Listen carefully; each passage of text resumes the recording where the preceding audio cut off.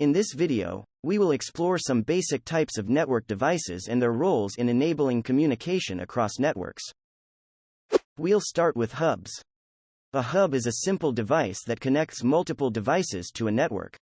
When a device sends data to the network, the hub broadcasts the data to all devices connected to it. Only the host which should receive the data frame will accept it, and others will drop it. Hubs do not have the ability to filter or analyze data, making them outdated and inefficient in modern networks. If multiple devices on the hub try to transmit data at the same time, there can be collisions and the data transmissions may fail. Now, what if we could have hubs on steroids? What if hubs were smarter and could have additional capabilities? Well, there comes the switch.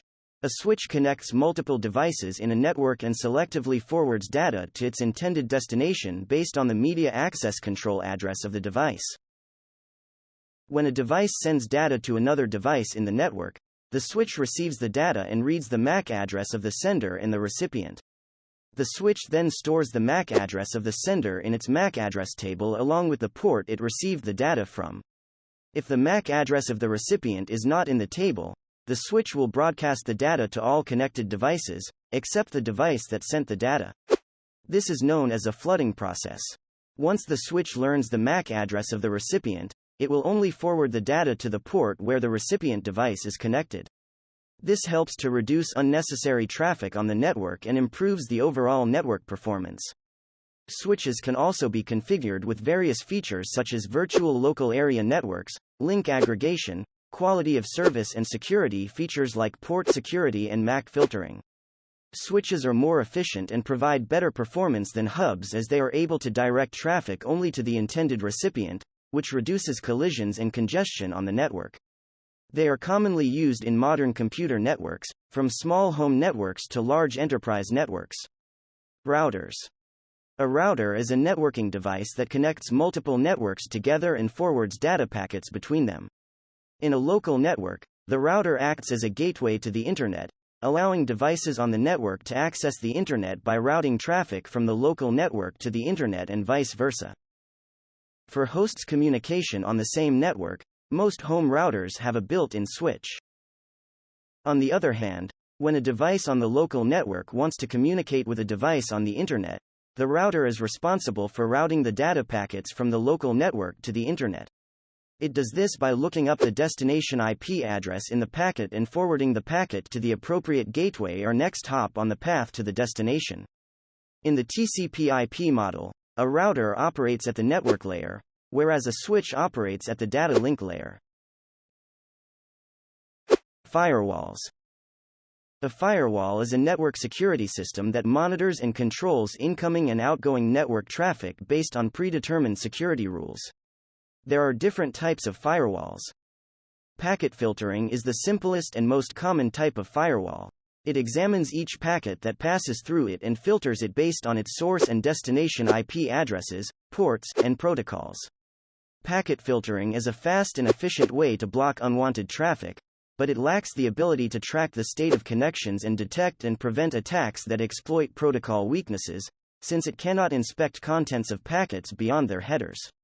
It inspects at packet level and operates at layers 3 and 2.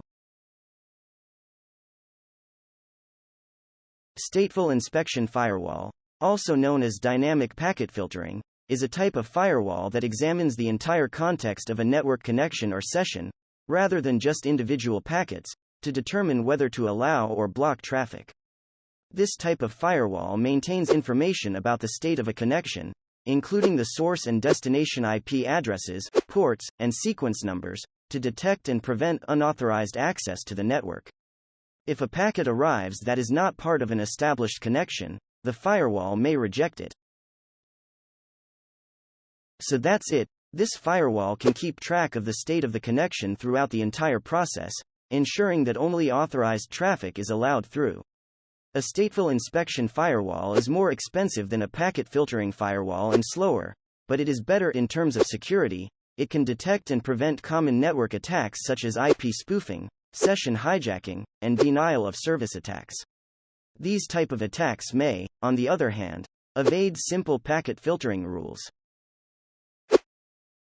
An application proxy gateway is a type of firewall that operates at the application layer.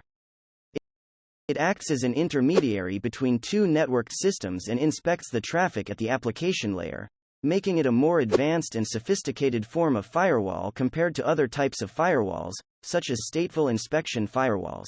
Application proxy gateway work for specific protocols and specific apps such as web browsers, for example Nginx, email clients, FTP.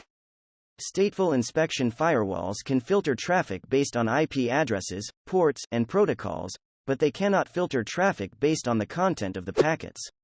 In contrast, application proxy gateways can perform deep packet inspection and filter traffic based on the content of the packets, which allows them to block specific types of content, such as malware, phishing emails, and inappropriate web content. They offer granularity for application-specific security policies. They can be configured with rules that are specific to individual applications, such as HTTP, FTP, and SMTP. For example, an application proxy gateway can block all HTTP traffic that contains specific keywords in the URL or content, for example SQL injection attempts, or command injection. Application proxy gateways can implement user-based rules that are based on user authentication and identity. For example, an application proxy gateway can block all FTP traffic for users who are not authorized to access FTP servers, or allow outbound SMTP traffic only for authenticated users. In contrast, stateful inspection firewalls cannot implement user-based rules because they do not have the ability to authenticate users. So that was our introduction to common network devices. If you have any questions, please do not hesitate to ask in the comments section.